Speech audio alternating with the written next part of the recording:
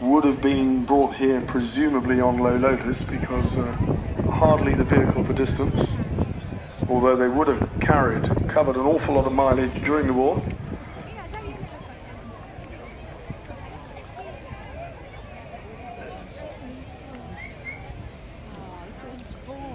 Now, coming up, ladies and gentlemen, we will ask for your attention. Ladies and gentlemen, firstly, thank you all very much again for supporting us in this, the 17th running of the Goodwood Revival. 75 years ago, in 1939, flying began here on what had just been remodelled from open estate farmland to become Royal Air Force West Hampnet, an RAF fighter base. 75 years ago, the squadrons here were just 2 weeks into war, still hoping for an early peace. It didn't come. And in 1940, this airfield played its major role in fighting the Battle of Britain. Following that narrow victory, Winston Churchill's tribute to the RAF is now immortal. Never, in the field of human conflict, he said, has so much been owed by so many to so few. Each year, here at the Revival, we pause to pay tribute to our forebears and for the role they played. Most often, with the Goodwood estate as their prime platform in securing the freedoms and heritage that we all enjoy today. Very often, these have been very poignant moments. But this year, we changed pace. There he is. Is that him? We changed to celebrate the wartime role of all our forebears, of the Goodwood estate right here, of our aerodrome, and of this great county of Sussex itself.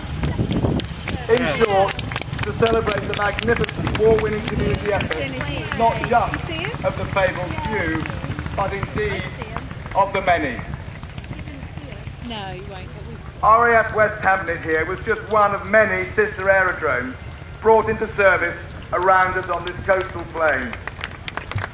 What went on right here at RAF West Hampnet was matched throughout West Sussex, and it depended critically upon civilian society's support of the armed services.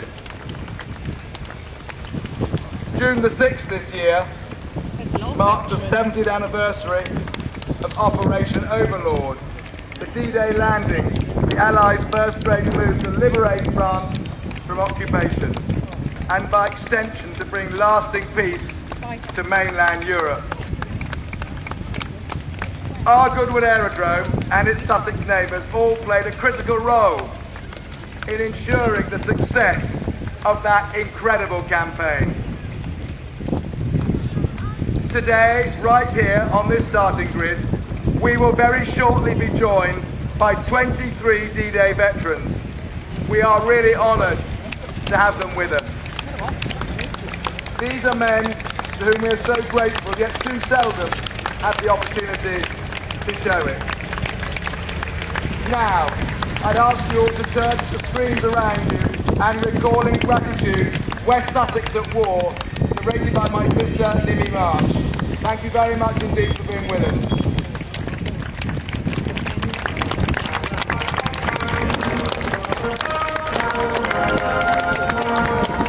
75 years ago, in 1939, events far from the rolling hills of West Sussex were the catalyst for us being here today.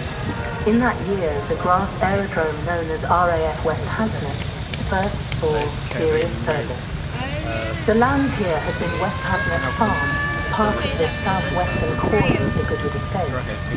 But as the international situation worsened, Freddie March of Goodwood allowed development on his land, a satellite aerodrome to support the major fighter base just across the fields nearby, at Tangmere. So it was that West Hampnet farmhouse and its barns were demolished, hedgerows cleared, lanes filled, and the whole plain levelled. Our aerodrome here then became a vital Battle of Britain base in 1940, and its active war would rage far into 1944. When the first RAF men and women reported here in 1939, the lucky ones lived jam-packed in the old farm cottages, but many more lived in leaky tents, and some even in a converted pigsty. Tangmere was smothered by bombing, which RAF West Hampnet here escaped, along with the fighter squadrons transferred to this site.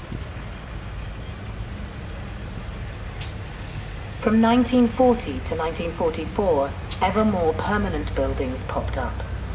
Squadron offices, the control tower, hangars, parachute drying sheds, the fuel farm, ammunition dumps, all had to be staffed and serviced, while the unavoidable activities of a world war no one ever wanted went on. Developments at Goodwood were symptomatic of changes across the country as the nation adjusted to a war which, more than any before or since, was all-consuming, affecting those who stayed behind as well as those on the front line. Extraordinary times called for extraordinary measures. Goodwood House served as a hospital in the Second World War, just as it had in the First. Nearby, Bignor Manor housed special operations operatives under the guise of a convalescent home. Westbourne House School became an officers' mess for 150 Commonwealth officers. Petworth House was taken over by the East Riding Yeomanry, and across the country buildings were requisitioned and repurposed. Throughout West Sussex, ordinary civilians became integral cogs in the mighty machine of war. WAFs, land girls, home guard, air raid warders, farmers, factory workers, ground crew, firemen, police, doctors, nurses, wives, families, all played vital roles in keeping the country and the essential war effort on track.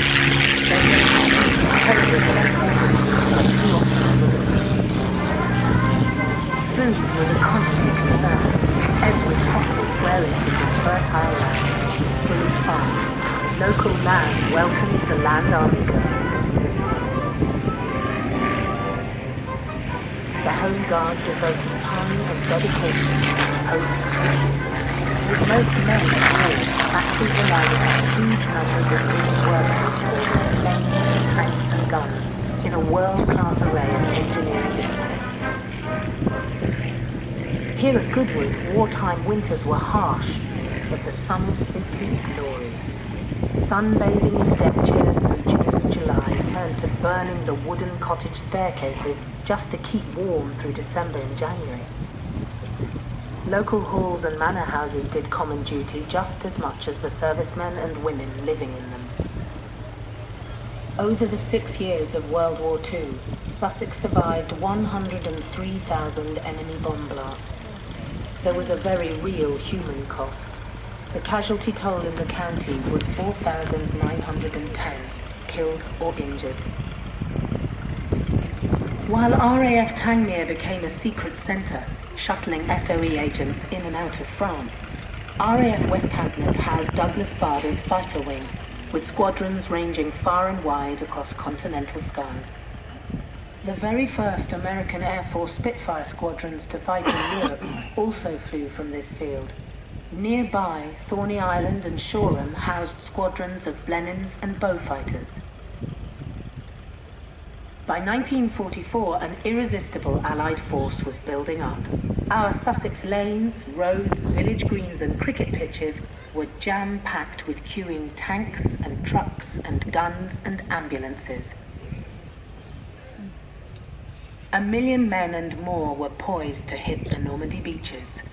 Large-scale rehearsals were held on Littlehampton Beach, during which unauthorized civilians were banned from the jam-packed moorings in Pagham and Chichester harbours, and fishing vessels excluded from coastal waters. Landing craft were made locally in Littlehampton, Itchenor and Bosham. And on June the 6th, 1944, 70 years ago, that force was unleashed. Operation Overlord became the greatest single military strike in all history.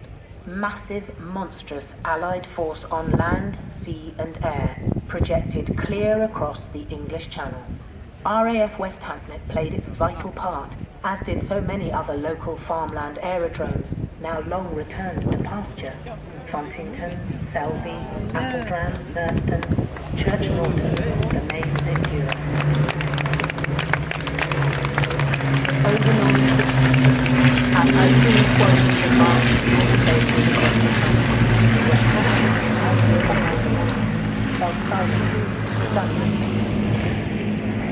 Servicing the long-gone heavy typhoons had demanded a hard-surfaced perimeter track. Tony Gaze and Dickie Stoop were just two car-mad RAF officers who had used it for illicit lappery. And there, dear friends, is the seed for the motor circuit which Freddie March opened upon that self-same perimeter track in September 1948. On this Goodwood ground, our forebears staunchly defended values and rights we take as read today. So we celebrate their lives, their fun, their faith, their bravery, their sacrifice. We celebrate all the people of West Sussex.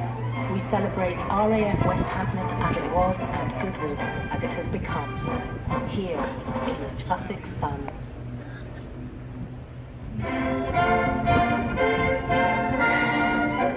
Wish me luck as you wave me goodbye.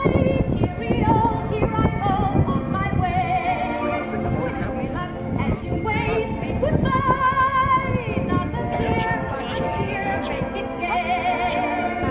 Give me a smile I can keep all the while in my heart while I'm away. Till we meet once again, you and I. Wish me luck as you wave me goodbye.